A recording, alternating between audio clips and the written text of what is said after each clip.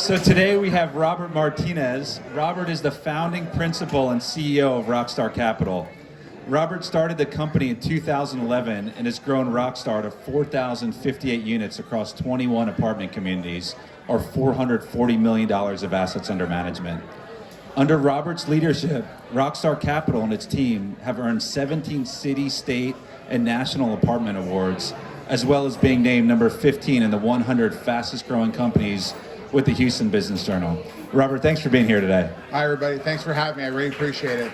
It's an honor to be here with you guys. It's a great opportunity, and I encourage all of you to please ask questions, because that's how you're going to learn. Get what's out of here, out into the open, out into the universe, and let's get you going.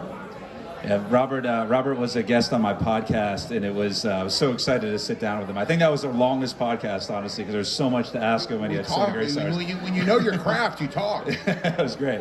And one other thing, Robert, I don't know if you still do this, but I guess it was a few years ago before COVID, Robert hosted a bus tour. I think it was a month or two before COVID, and it was amazing. Yeah, that was one of the best multifamily experiences I've ever had. We went to go see all your properties, and Robert, open book, ask me anything.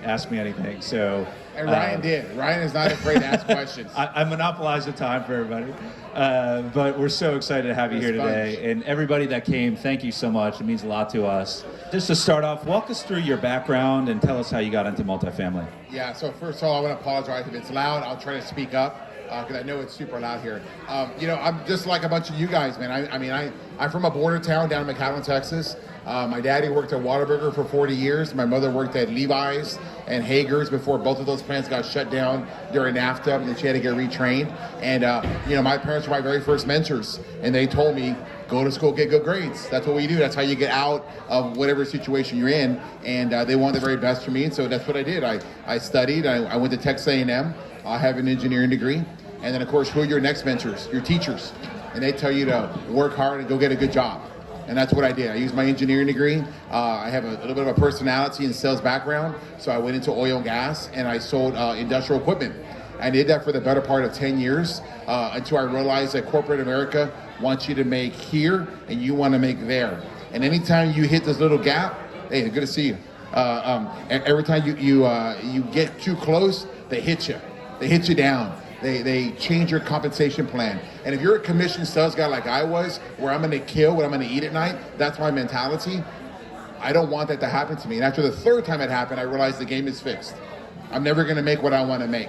And with that, it means that I'm not going to have the lifestyle that I want. I'm not going to go on the vacations that I want to have. My kids are not going to go to the schools I want them to go to. And I wanted that back. So for the next, year and a half, I stumbled around looking for different opportunities to change careers. Owning a child care facility, owning a vending company, owning a washateria. And I stumbled on business radio and Lifestyles Unlimited. Maybe some of you guys are in that club. I joined in January of 2007. I thought that I was going to go into that 2-day boot camp on the weekend, and I'm going to be the single family king. I'm going to buy 4 or 5 single family houses. I'm going to replace the income that my employer was taking from me, and I would retire when I was 55 or 50 or something. But what happened was I went on Sunday and I went to multifamily, and I was shown forced appreciation, what I like to call now the magic formula. $1 of NOI divided by the cap rate, let's say 6%, equals $17. When I learned that I can move the needle myself and not rely on comps, not rely on other things, I was really, really excited about that, because I thought that would be my path to financial freedom, because that's all I ever wanted was freedom.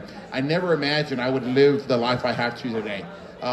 Fast forward, I had 2 different property management companies. The current one is Rockstar Capital. I've been here since 2011.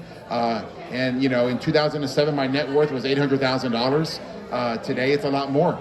Today, I have a $450 million real estate portfolio where I'm the primary owner. I have no business partners in Rockstar other than my passive investors. It's been a hell of a ride. I credit what was going on to me in corporate America to be able to make that change and realize that I needed something different. And I was very blessed and fortunate to find multifamily. It's changed my life. It's changed my generational wealth for my children and the generational wealth for my investors. I mean, if you're in some of these deals that I invested in 2011, 2012, we just sold a couple for 900% return, 750% return in a 9-year, 8-year horizon. I mean, what's the IRR on that? That's like damn near 100%. And it didn't feel like that along the way, but you hold it long enough, and that's the key to real estate. You don't lose until the day you sell. You don't lose until the day you sell. So if you can withstand COVID, you can withstand the Great Recession, you will make it back. I've learned that lesson. Make sure you're well capitalized. Make sure you have 6 months reserves that you can withstand an event. During COVID, I was very blessed and very fortunate that we had 6 months of operating cash reserves. Had the residents just paid 60% of the rent, we could have made it a year. Of course, I didn't go that the government was going to come in and give everybody a get out of jail free card. I was waiting for the apocalypse. I wanted it to happen because I was there in 08, 09. That's where I bought my best deals. And I'm a great operator. I know that. So I will hold on. I will outlast you. And I could have bought new deals, but it didn't happen. The government got involved. But with that, the government has now shown you that they won't let people fail anymore. And if they don't let people fail, they don't let people go and get evicted, what does that mean to you as the investor? It means you got to buy everything you can because the government's going to basically turn everything into Section 8. You mentioned operations and owning properties, and so you're vertically integrated. You have your property management as well. So what do you think makes a good multifamily owner? Yeah, it's a great question. What makes a good multifamily operator? Look, in every group, you got to have your sales guy and you got to have your numbers guy. And somebody in there has to have a personality. They do. You can't just be straight engineer, straight accounting, because you're not. I don't think you're going to go as far. You got to have that sales guy. You got to have somebody. And so as an operator, that's important because you need to understand people. In my sales background, I went to plenty of lunches. I went to plenty of events like this where I'm mixing and greeting, what I call shaking hands and kissing babies. You've got to network. Well, in running apartments, that's what you're doing. You're networking, right? Because the key to multifamily investing, and if you've never heard this before, I'm sorry. You don't make your money when somebody moves in. You make your money when they renew, right? What happens when they renew? That means you don't spend $3,000 to get that unit ready in make-ready costs, in vacancy loss, in marketing costs, in commissions. $3,000 divided by a 6 cap is $50,000 of new valuation. And that's before they give you a gratuity in the form of a rent increase. You don't make that when somebody moves in. You make it when they renew. So if you understand people and you do your very best to keep them in there, what we call heads and beds, you'll be very successful in multifamily. And as a sales guy, I understood that my role was to make sure that I got the ticket. I got the order, and I wanted the residual order. It's the same thing in multifamily. It's a residual order. You make your money on the renewal. That's great. So Robert, clearly you're focused a lot on the Houston market. Yeah. Tell us what you love about Houston, what submarkets you like, what trends you have seen, and what your future plans look like as well. Yeah, absolutely. So, I'm here in Houston. I don't know Dallas as well. I wish I had invested in Dallas the last 10 years. But I kept watching Dallas rise and thinking it cannot keep going up like that. Because in Houston, there's no such thing as a 10-year rise. We hit this. But that's what made me a good operator, is that I got involved during the recession. My career started in 07. What do you think happened in 08, 09? So we had 2-3 deals in those early years, and we had to kill. We had to kill others to stay alive, because that was the Houston marketplace. What's going on now is that you have more opportunity because Houston's been underserved. Everybody's gone to Dallas, everybody's gone to these other markets. And in Houston, you've got this migration occurring. I spent last week in LA and I spent this week in Miami. It is amazing the difference in the vibe. Not nearly as much activity in LA, all kinds of activity in Miami. I think I left with 2 new businesses, when I left Miami yesterday. And in Houston, you're seeing this migration of people. And because it's underserved, there's still a lot of deep value adds. And if you're a local operator, you know what markets to pick. Finally, I'm going to tell you something that I have not shared very openly. I don't like Joe Biden. I just don't. Like, fuck Brandon, right? How's it go? Go Brandon. I don't like him. But he is great as for the real estate investor, because he's printing the money supply like there's no tomorrow. Everything that you own right now jumped 20% in value over the last 12 months. And that's because the money supply, and this was Donald Trump too, along there, got expanded by 40%. It's why you're seeing the stock market increase. It's why you're seeing people pay crazy pricing for cars or art. But multifamily is going up too. Why would you not put your money in bricks and sticks that produce monthly cash flow, that go up in value and produce a yield? It is a no-brainer. You should be buying everything you can right now because there is no sign that they're going to stop printing money. And I don't know what's going to happen, but I know my wealth is not in dollars. My wealth is in the $450 million of real estate. Whatever that new currency is, whatever that valuation formula they use there, I know that they're not going to let these people go down. And if my money is in real estate, I'm going to be fine. So just a follow-up question. Houston, which submarkets? I noticed also you moved more towards the suburb. I know you previously mentioned some concerns about tax. Yeah. Would you mind? Look, Houston's a great market, but very poor government. Very, very poor government, which means that they abuse the tax system. You look at our roads. Our roads are some of the worst in the country. We have very high taxes in Houston. And so that's driven me down to South Texas. That's driven me to anywhere outside of the Houston counties to avoid the tax man.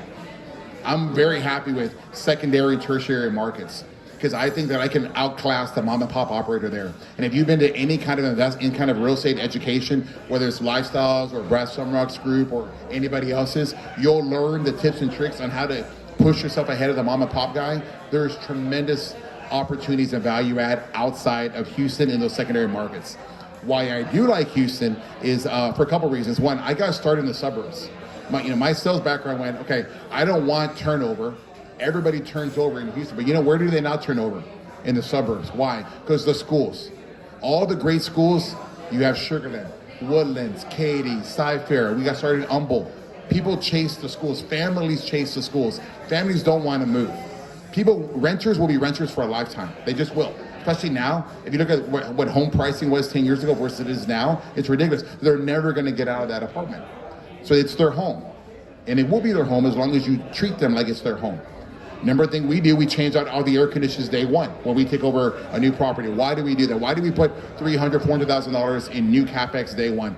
Because it's Houston, Texas, and it's 100 degrees outside, and it cannot be 85 degrees in your apartment, or people will move. The number one reason why people move is maintenance. The number one maintenance headache is air conditions. You go to any P&L, you'll see the AC line. You'll see, eliminate that. Give them a reason not to move. Very, very big there. And then I like Houston because energy is going to go up. Dallas has had this rise with the banking, and I wish I would have seen it 10 years ago. I wish I would understand what was going to happen. I would have thought it would have been the opposite with all the restrictions that happened after the Great Recession.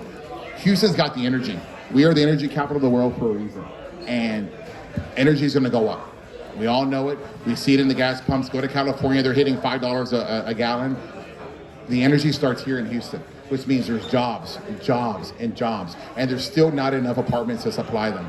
That's why I like Houston for the next, however long Joe Biden's president. So for, you had mentioned, I was at the Greystone conference, I think, a month or two ago, and you were talking about, yeah. So I think you were saying you're going into Dallas, right? So I am going to go to Dallas. Who wants to go to Dallas with me? Because I need boots on the ground. I need somebody to tell me where to go, what pockets to go, because I don't know. Show me where to go. Let's figure out a way where I comp you in, and let's go. So what is your strategy to tackle that market? Obviously, it's, everybody wants to be there. So what are you going to do, and how are you going to do it? Number one, you can't do it all by yourself. You got to have a great team. And I've been very fortunate the last few years. I've built a great social media presence. If you all follow me on social media, there's my guy, Tyler, thank you. You've got to make sure that you're expanding your sphere everywhere. So that's from visibility and branding and presence, but that's also from operations. Look, I'm a tough guy. I know what I want as an operator. And I spit out, as I tried to grow this business, I spit out 2 or 3 guys that I thought could do it, and when the reality hit, they weren't very good.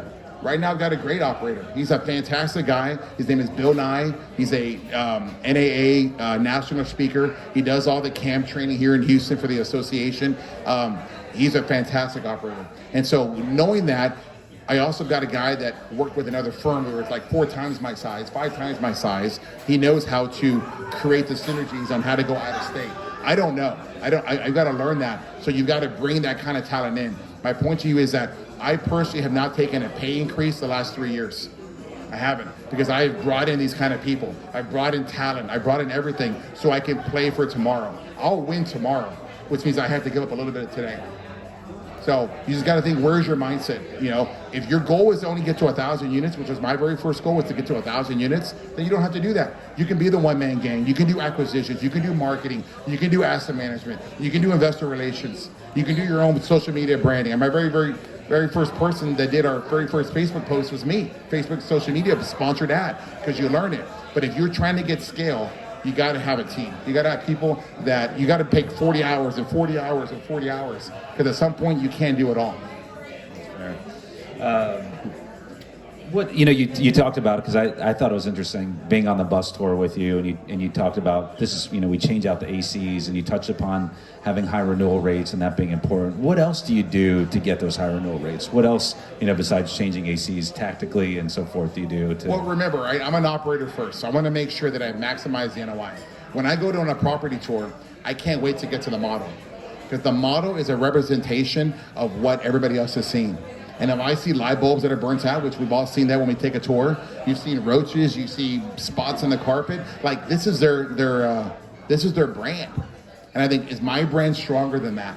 Then I go to the toilets. True story. If you all follow my social media, you'll see that. I go to the toilets and I flush that toilet. And I'm watching it. And I want it to take a long time. Does anybody know why I want it to take a long time? Because it's wasting a lot of water. And if they're not taking care of the toilets, that is a water conservation opportunity. But what we do when we do on our renovations, we focus on basic services, right? I want to make sure that that your electric, that your hot water is on all the time. So we replace the boilers day one. I replace the air conditioners day one. I replace everything that could possibly break. I want to change out that toilet. Who doesn't want to move into a new unit where you see a brand new air conditioner, you see a brand new toilet, you've got consistency. It's all about consistency. Look, a lot of guys, they go granite countertops. They do this upgraded, Las Vegas style pool. That's not why people renew. They renew because everything in the apartment works. It's sustainable, and it's going to keep going. I'm not competing in the Class A for $4,000. I've lived in the nicest high rises here in Houston. I expect it to work. I'm paying $7,000 a month. I'm paying $10,000 a month. I expect it to work. But when I'm paying $800 to $1,000, if it works, I'm really happy. I'm really happy, because my last apartment complex, it didn't work, which is why I'm here. So give them a reason not to move out. We always focus on the little bitty things. I don't focus as much on all those things. I do want nice common areas. I do want a nice dog park, because dog parks are other income opportunities which drive the NOI. But I just want everything inside the apartment to work right. As if I would take you on a tour and I wouldn't be embarrassed with it because it doesn't work. I was also on that Rockstar tour, and one thing I was really impressed with was the quality of your front office, the look and feel, just very welcoming. And one thing that struck out was your use of technology. Like you had virtual reality touring and all of that. Could you talk a little bit about how you leverage technology in your organization and how you bring value to your tenants and to investors? Yeah, I'll go back a year earlier, 2 years earlier. You have to challenge yourself on where you're going to be in the future. So anybody know Gary Vaynerchuk? Yeah, okay. So I've been to Gary Vaynerchuk twice now. I went there once as an attendee for his 4D event, and then I went once again in 2019 where I took my entire marketing team and we sat there and we focused on with him. I learned social media. I learned branding. I learned a lot of different things. He said to me, find a way to put yourself out of business. I'm like, what? That's the one thing I remember. He goes, find a way to put yourself out of business before somebody else does it to you.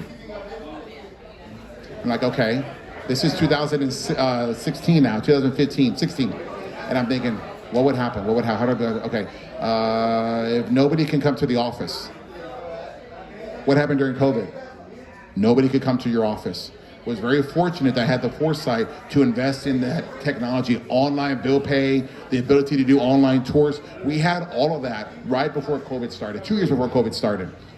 And it got used this much. I mean, literally 5%, 6% of our leases came through online tours. COVID comes, it jumped to 40%.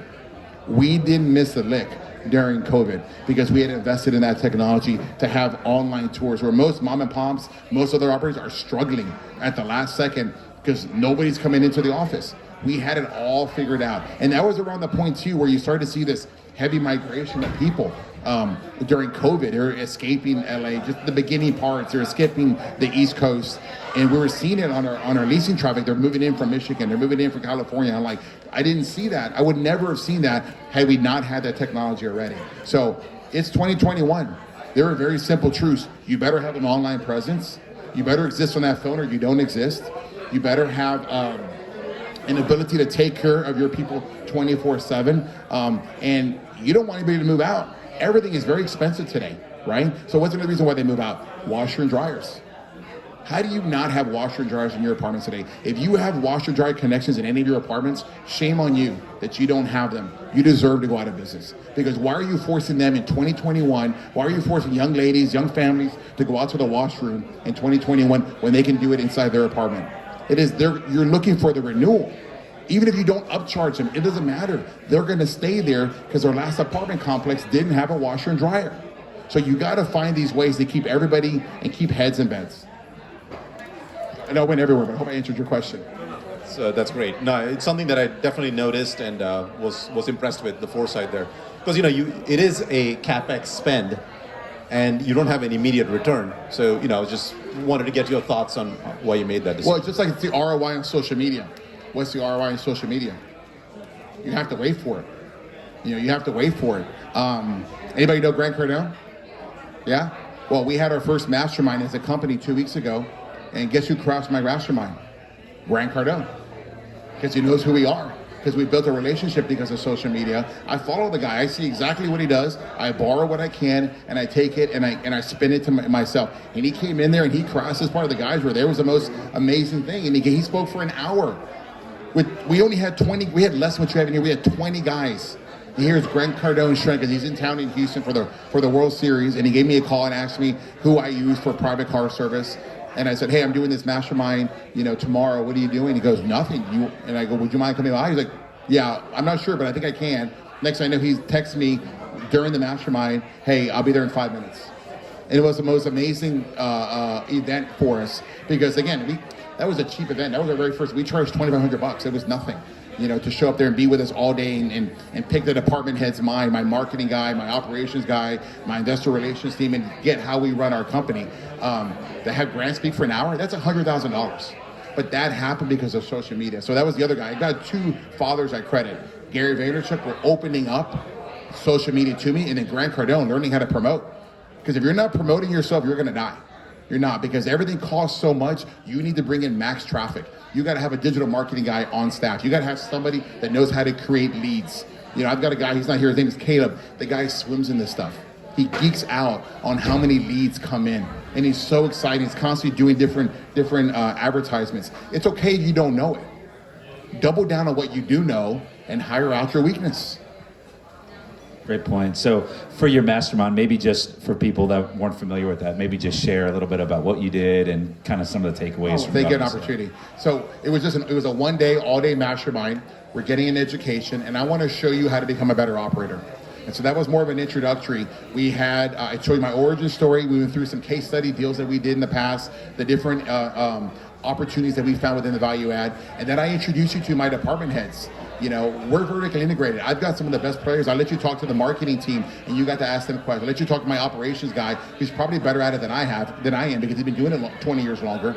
You got to speak to our investor relations. You got to speak to my digital marketing guy. That was the best section where we were asking the marketing guy, how do you measure things? What are your KPIs? That's all you guys don't know. You just need to know the KPIs. How many leads should turn into leases? Right? So that means you got prospects coming in to turn into leads, those leads turn into tours, those tours turn into your leases. That helps you understand your marketing spend and where to go. If you don't have a marketing spend, then use apartments.com. You use the third-party IOSs, but understand they exist because you're lazy. They do. IOSs exist because the apartment industry got lazy years ago, and you allowed them to put a toll booth between you and your prospects. Anybody use OpenTable? You almost can't even use, I like to go to Mastros. You can't book Mastros without OpenTable. You got to use them. OpenTable took that away from all the restaurants in the same way that apartments.com took it away. We now become dependent on them instead of creating our own marketing. Our goal, what we have is we've achieved our goal, is that we don't use apartments.com. We don't use any third party because I spend my money strategically with my digital marketing guys. So these are some of the things you would have learned at our mastermind, where you're getting underneath the skin, you're getting underneath the outside to understand the method to the madness. That's great. So if we turn to acquisitions, there's a ton of deals out on the market, and so how do you sift through those? What gets you excited about a deal? What's your process there? Well, first of all, it's really crazy. I just had a conversation earlier where every deal that I said no to the last 3 years probably works today. Right? You guys do your own underwriting. It's true. You turned deals away 2 years ago. You're like, fuck, they probably work today. Why? Because there's so much demand. I don't see that demand going away. The dollar is being printed to infinity, right? People, everybody from all over the world, including this country, are looking at where to put their money. They're buying NFTs and stuff like that, which nobody understands, but they're selling for like $30 million, $5 million. Somebody's creating something and people are buying it like it's a freaking Picasso. I don't understand that. So I don't invest in things I don't understand. I do understand the magic formula, the forced valuation, the forced appreciation. $1 of NOI divided by a cap rate of 6 is 17. $1 divided by a cap rate of 5 is 20. That's what I understand. So I invest in those deals. So I lost my question. What was the question? Where was I going at? What do you look for? Yeah, so what I do is so with that in mind, I'm like, where can I find the value? If I tour a deal and they don't have washer and dryers, I'm like, cha-ching. I just improved the turnover rate tremendously. If I walk to a property, I flush that toilet and I see that the bowl taking like 5 minutes to come down to nothing, I'm thinking, cha-ching, I'm gonna do a giant water conservation. I will always be able to replace the air conditions and know that I'm gonna reduce turnover, because who doesn't want a brand new air conditioner when you live in a 1980s and 1970s product? I like Houston. Houston's underserved and you're gonna do very, very well. You see this, all this outside, drive-by traffic, that eliminates digital media marketing. Because if people can see you, they can come to you. So then what do you got to look like? Well, how do you dress? When you go on a date or you go on with somebody, don't you want to be presentable? You're gonna be freshly shaved. You're gonna have your hair combed. You're gonna have a nice shirt on. Well, your apartment should look the same way. It's a representation of who you are. What does your brand say about you? That's what people are going to determine, right? I mean, they are going to judge a book by a cover. Then hold on, reviews. Focus on your reviews, because nobody shows up on a Saturday anymore saying, I'm going to go to these 10 apartment complexes. They will stalk you, right? They're stalkers. They will stalk you during the week, and they're going to read every single review. And they're going to read that you didn't take care of Susie Q because she parked in a fire lane and you told her away, right? She's just going to say you're horrible and you have roaches, but there's a story behind it, right? So make sure that you take care of your reputation management. Make sure that you control the narrative and you don't let somebody who's on eviction control you, because people are reading you, they're stalking you all week long, and then guess what? They're not even going to come into the apartment. They're not going to go online, and they're going to lease from you guys based on what they read and based on the pictures that you show, and then they're going to go to your online tours. And frankly, with the group, it's getting younger and younger, right? If you don't exist online, they're not going to lease with you. They're not. You're going to be part of that second and third tier group, which means you're probably going to be part of the second and third tier rent capacity. Good stuff, man. Robert, clearly you show a lot of passion for your business, ownership. How do you, just switching over to the people, how do you instill that same level of passion, ownership in your organization that you clearly have? Yeah, you walk the walk. I don't want to win alone. My guys are right there. They're all right here. And each of them had an opportunity to invest in the last apartment deal. And I said, if you put $5,000 in the deal, I will match you $5,000. You made 100% return your day one. That's before we ever buy the deal. That's before we put the magic formula into place. You don't think they're going to work hard for the deal that they're invested in? Find out what's important to the people that work with you and help them get it. That's just being a good human being. If you have the ability to help people, why don't you do it? I think it's one of the Marvel comics, I think the Spider-Man, right? With great power comes great responsibility. That's so true. I'm not transactional. I've already won the game. I beat the game. I don't have to work another day in my life, and neither do my children. I do this for the passion. I do this to see what a kid from the Valley whose daddy worked at Whataburger for 40 years, died, working for Whataburger for 40 years can do. And with that, I want to help my team around me. I want to make sure that they get their goals. I don't want them to ever leave me, because I've learned this. Just like I want the renewal in the apartment world, I need them to come back every single year. I need them to feel that if they don't come here, they're missing out on something in the future. And the way you do that is you build a bond. You love on them, you cheer them on, you encourage them. Sometimes we're each other's counselor, and we become family. And I did that early on in Rockstar, and it paid off dividends. Then we had a little bit of a shakeup right around the time of my divorce. And now it's a restart of Rockstar with a whole new team. And I'm just following the same playbook. You love on people. You find out what's important to them, and you help them achieve it. Whether it's, in the early days, it was helping somebody fix their credit, get out of debt, get their first car, get their first house. Now it's about helping people. Get invested. Nobody wants a house anymore. They're smart enough to put their money into multifamily, and it's something that's going to grow. And it's just a passion I have to want to help everybody around me. That's great. As you build the organization to 400 million, can you talk about some of the key milestones, challenges, lessons learned that others, including from a passive investor perspective, that would be useful for the audience? There's so many lessons, there's so many losses along the way, right? But they're never really losses, they're learning opportunities. I learned that you cannot play scared. You better go all in. Means my least successful deal was a beautiful Class A property that somebody said they saw me at 5-6 years ago. Beautiful. First time I ever bought a Class A, 51 units in Midtown. And I bought this in 2015. And I'm thinking, man, I'm going to be the low-cost provider in the Class A market. I'm going to out-service. My rents are down here at $1,300. These guys are at $2,000. I'm going to be great. Well, what happened was, when I did my underwriting, oil was $100 a barrel. When we closed, it was $60 a barrel. And by Christmas of that year, it was $30 a barrel. So what do you remember what happened in 2015? Yeah, we got hurt. And that was, to this day, we held that deal 3 years. We made 27% return. It was only 9% annually when it was all said and done, and most of it came on the sale. And for me, when you've done 100% cash out refinance events, when you're a 2-time National Apartment Owner of the Year, that stung me, that I couldn't do a better job for my investors. But I credit that deal with him, them, and where we are today. Because that deal forced me to learn social media. That deal forced me to survive, or I was going to get put out of business. I can't compete with the 300-unit Hanover complex that's got the yoga room and the spa and whatever. But I can compete that if you know me and you see me all over social media, you see my branding for my apartment complexes, you see my company has the better reviews than you do, I'm going to appeal to a certain kind of investor, a certain kind of a renter who's going to see that.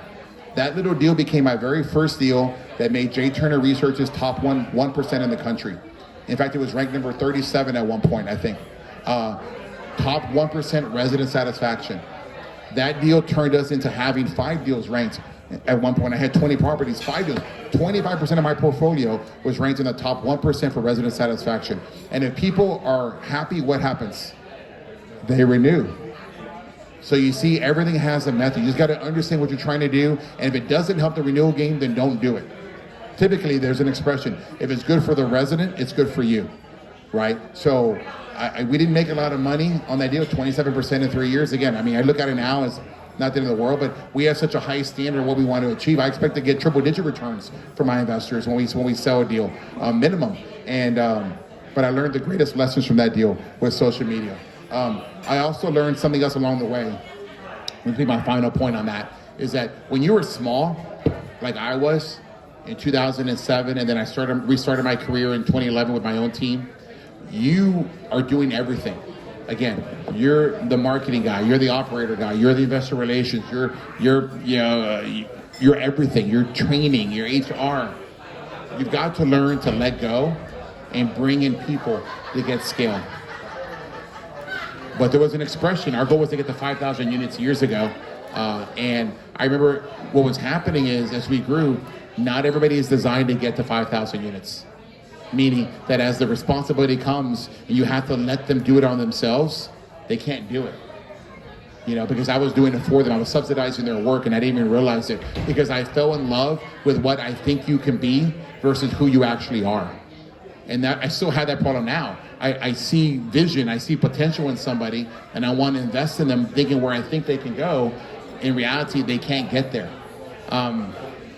That's been a difficult transition for me. I've overcome it. I think I'm pretty good now. And if I made a third point, man, you got to bring as much IQ in the room as you can. Like, you guys are partners. That's fantastic, right? Because you're both obviously college educated. You both think at a very high level. And what you miss, you probably won't miss, and vice versa. Especially if a third partner. For 7 years, I was the only college degree in my 100-unit management company.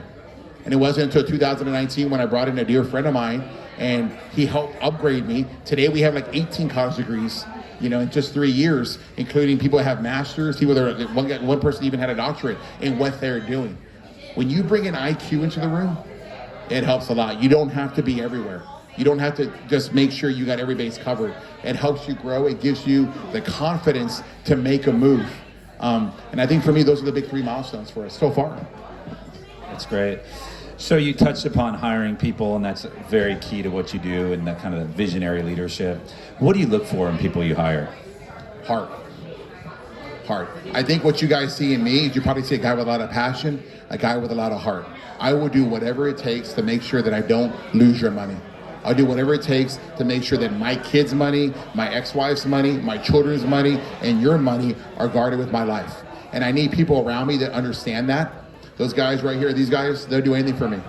They would, because that's how they're wired. They have servant hearts in them, because they know I'm there for them. They know there's not a thing that they could ask me that I would say no to. And they don't ask. But when they do, once in a while, they need a little help. I'm there with them. I look for heart.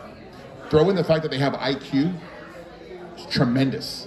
Tremendous. In the early days, they didn't have IQ, those guys, those kind of people, and I still invested in them, and they gave me the most that they had, all they had in their tank, but today it's a new crew, and we're further down the map because of it. And, when I don't have to do everything, I don't have to do all the PowerPoints, I don't have to call the investors, and I have people, and they know what to say, they know what to do, they know how to write the right thing because they live it and breathe it with me. I know they're paying attention, and they're paying attention because they want to pay attention, because they want to do a service of an act of service for you. And what does that make me want to do? It makes me want to help them become investors with me. It makes me want to help them get to the top of the mountain, because I do not want to get to the top of the mountain by myself. I don't want to be 75 years old all by myself thinking, wow, I did it. I hit $1 billion, I hit $2 billion, I hit $3 billion, whatever it is. Keeps going further and further, right? But I don't want to do that by myself. I want to have a team around me. I want to be able to slap somebody on the shoulder and say, remember that? Fuck, remember that? Remember COVID? Fuck. How did we get past that? Remember what happened afterwards when they printed everything, when they printed the money to infinity? And we should have bought everything in front of us that we didn't? Right now what's occurring is the exact same thing that happened in 08 and 09. People are scared to pay $15,000 a door, $20,000 a door. And those that had the courage to do it made a fortune. I bought a bunch of deals like that. I wish all my deals were bought in 2008, 2009, but I got scared and I was too early in my investment career. Right now it's the same thing. You guys are afraid of paying $100,000 a door for a 1970-some deal. You are. But yet you got Grant Cardone coming in paying $300,000 record pricing. People make fun of that guy, and guess what? He's at $3 billion, and you're still kicking tires. Get over the fear of buying these deals. Ask yourself, you got to draw a line in the sand and say, I'm either afraid or I'm not afraid, and let that guide your investment strategy. We had the conversation a minute ago, right, where everything that we said no to 3 years ago, 2 years ago, 1 year ago, works today. Why did we buy it? Because it was fear. We didn't buy it because of fear. You need to get over the fear and ask yourself, where is the market going? Is there anybody in here that think the market's going to go south? Anybody? You think it's going to go south? Interesting. Okay. I don't think it's going to go south. Well, yes, because she says it's going to go up in cycles, and I would agree with you. But it hasn't gone down in Houston, in Dallas for the last 10 years. Many of you guys in here have a career today because you invested in Dallas. Had you invested in Houston, you would have gotten your face pulled off. You would have. Because I have very few peers in Houston that joined with me that are still in this game. It's true. But many people that started in Dallas the last 10 years, they're kicking ass because they've been in the right market for them. So where I'm going with that, right now, there is a tremendous appetite for apartments. It's a great day to sell your dog with fleas if you have one, and many of us do, but to hold on to your cherry assets. But you also have to understand that there's still a very limited supply. There's massive migration from California, and all the blue states. So let's be honest. Anywhere blue, nobody wants to live there. I went to LA with these guys. We couldn't get into the Hard Rock Cafe because we didn't have our vaccination with us. But then Hard Rock Cafe, and it was sitting empty. Sitting empty. We walked right across the street to the mom and pop pizza place, spent $200 in there, come on in. No mask required. Because why? Because that was an entrepreneur versus a mega company. And he gladly took us in. When I was in Miami, Miami's Texas. You got the same kind of governor, no mask. I wore the mask at the airport, just like you do here in Houston. You wear a mask at the airport. No one's looking at you funny. You just walk around without a mask. Nobody checks your bags because nobody gives a shit. Because nobody believes in it anymore. It's in the way of growth. So where I'm going with that is, this is the right state. The red states are the firewall to socialism. It's the 100% truth. That's where business is still occurring. And as long as we stay red, you're going to continue to have these migrations. If somehow or another we get a blue governor in Texas, we might be in trouble. We might. A blue governor in Florida, they're definitely going to be in trouble. Because the problem is when you bring people from California or people from New York, yeah, they like it down here. They like the weather. They like the environment, but they're still kind of corroded in their mind. They are. And they bring, look, hey, anybody ever been to Austin? That's where they all live. Right? No, you don't have those people in Houston. There's pockets in Harris County, but that's not from there. Austin is basically California in Texas. We all know that. And it's the rent control bullshit that they're putting on us. You know, Florida's a little bit different because it's very entrepreneurial, it's very business, much more than Dallas and Houston. It was amazing what Miami was. I couldn't get out of business meetings without thinking, man, this is an opportunity.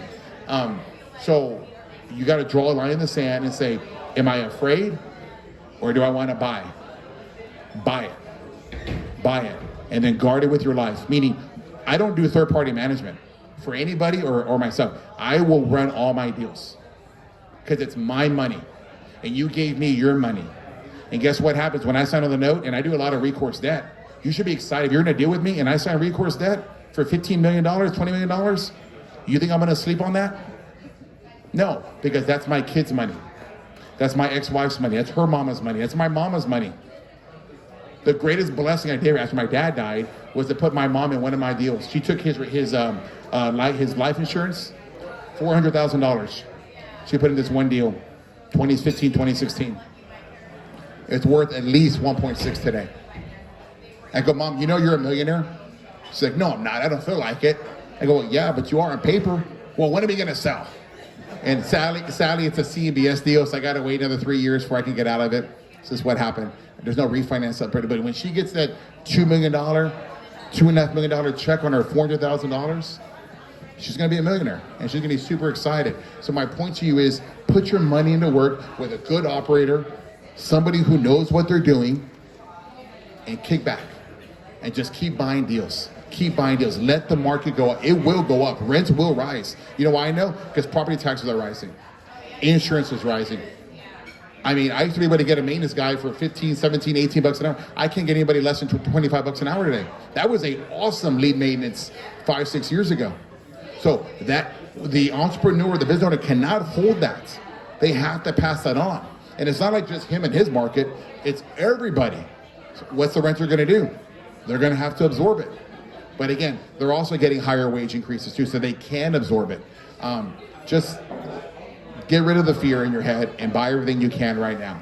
And if you have an ability to buy in secondary markets outside of the metro areas, the Houston, the San Antonio, the Dallas, the Austin, and get in South Texas or get in little pockets like Victoria or maybe like in Denton and these little areas that are outside, you're not gonna have the tax man there.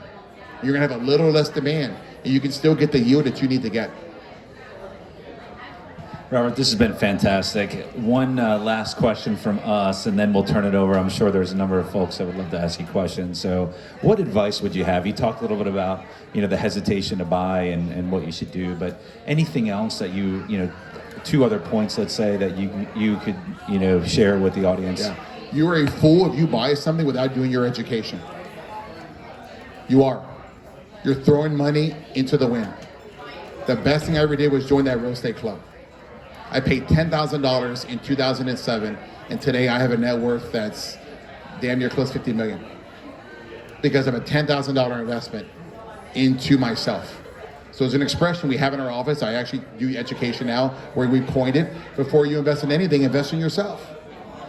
There's so much free stuff. Before I had to watch a little computer video back in '07, I actually paid $10 an hour to watch these videos, and for that education. Now it's all over social media.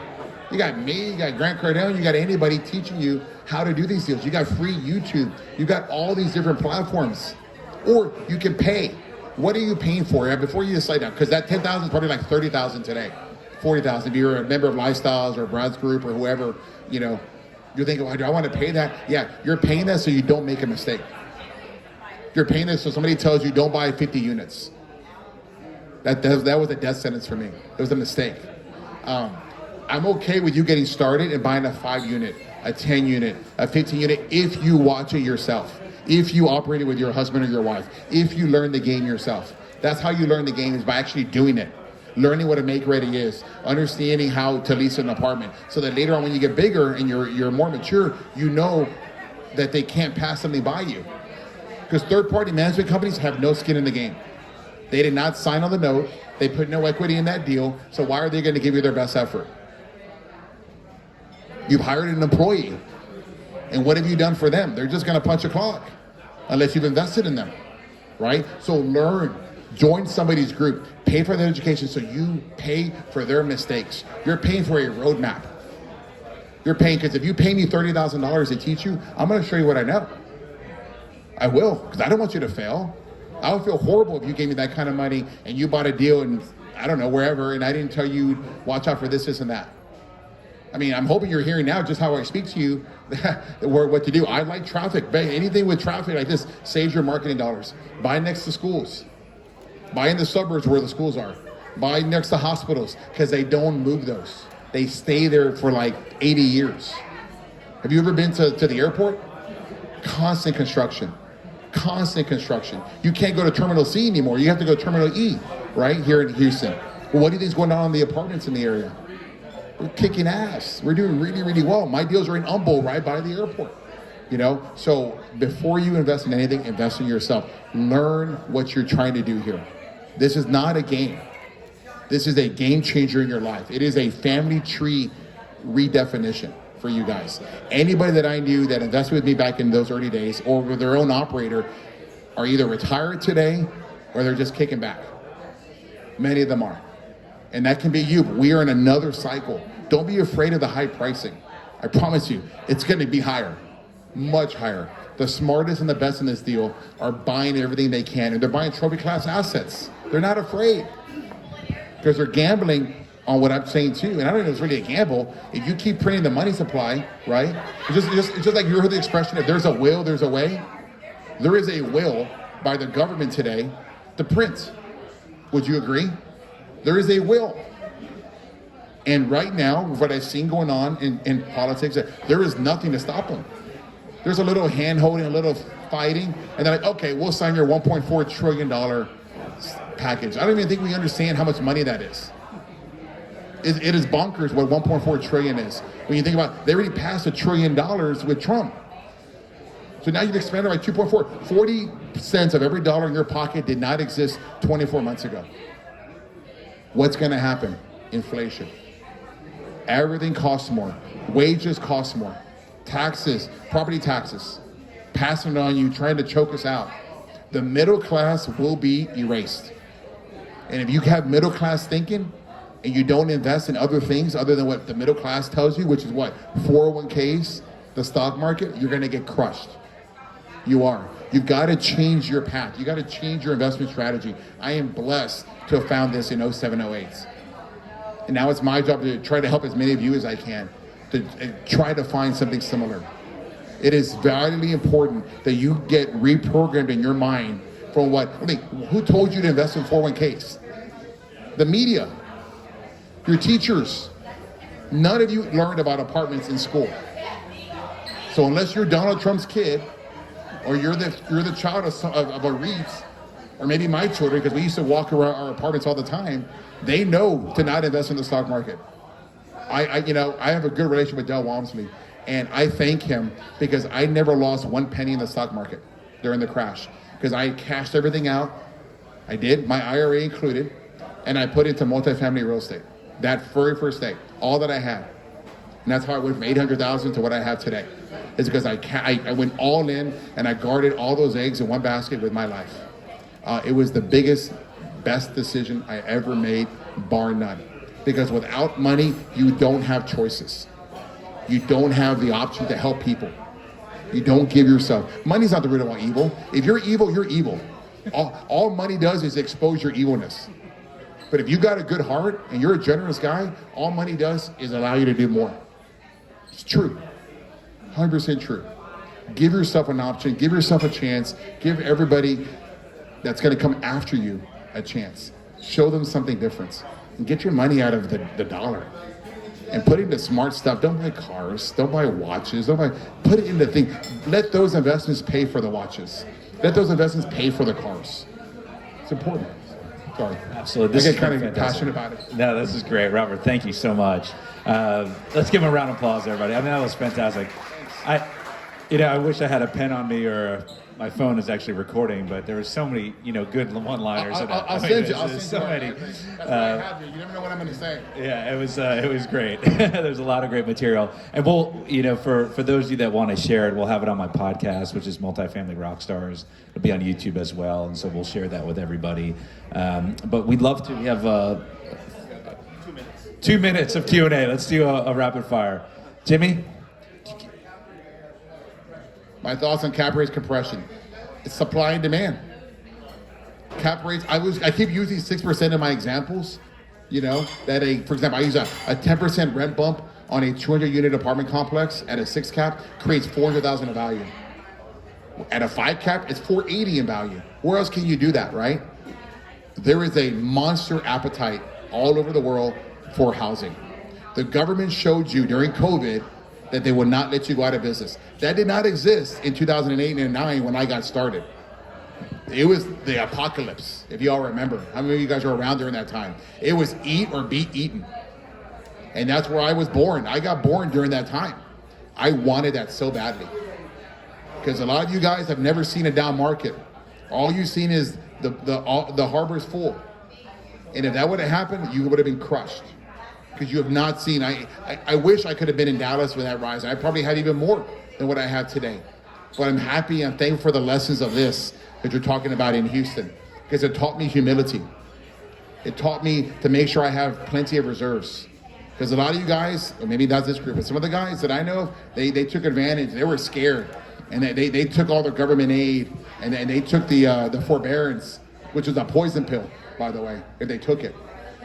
And you did it because you thought it was always going to be blue skies and rainbows. You didn't put 6 months of reserves in your account, but the government bailed you. What happens if the government doesn't bail you? I don't know. We didn't find out. But I just know that I was there during the recession, and I remember it was either I'm going to put you out of business or you're going to put me out of business. I remember 30 move-ins in, 30 move-outs out in my 384 unit deal back in 08, 09. It was eat or be eaten. And I'm thankful for those days. I thought they were here and they're not here. And I don't think they're ever going to come back again. Because I think we've become such a very soft mentality, government-wise, that they don't want anybody to fail. Well, okay, I can play that game too. I'll buy everything I can, and I'll let you prop it up. It'll be worth more and more and more. Because you know who the best business partner in the world is? The bank. All the bank wants is what is your terms. They want you to stay above the debt service ratio, and they want to pay their 2.85%, 3% interest only. That's all they want. You keep all the upside. I got to share the upside with you guys and with my passives. The bank, shit. I didn't want their debt service. But it's because it's a game. They lend out 10 to 1. So they already made their money. That's the easiest way for them to make money. That's low risk. We're the entrepreneurs. So my point is, get your money into real estate and make yourself work. If you want the same result, do the same thing. You want a different result, do something different. All right, thanks, guys. We'll allow, I know we need to wrap up by 1, people need to get back, but we'll have some more time. Hopefully, Robert, you're flexible. I'm not going anywhere. I'm here for Q&A, but just some logistics. We will post this on social media. Ryan is the master editor. I'm amazed at how quickly he turns this around. We will have another meetup. We are hoping next month. We are hoping to get a financing expert into the seat that Robert's sitting at. And Robert, would you please share how people can get in touch with you? Yeah, thank you very much. So again, I've got a pretty good social media presence. So you can find me at Apartment Rockstar on Instagram. On Facebook, you can be my buddy at Robert Martinez. I got Jonathan and I got Ryan down there who are on my investor relations. If you're interested in investing with us and you want to get more involved in the game with us, hit me up at investing@rockstar-capital.com. But regardless if you invest with me or these fine guys up here, just get your money to work. God, get it out of the stock market. Get it out of the stock market. That is so propped up. It's ridiculous. Put it into something that's real. Because the stock market does this all the time. That's not multifamily. Multifamily does this nice, steady curve. Just pick a good operator. Pick a good operator. Watch how he handles his business and ask him how much recourse that he has. And you'll find out his risk tolerance. If he says he's got quite a lot, you're like, yeah, I got this guy. I own this guy. Put your money in the deals that he signs recourse debt on. Because he ain't going to let his family go down. He's not. Thank you, everybody. I appreciate it. Thanks a lot.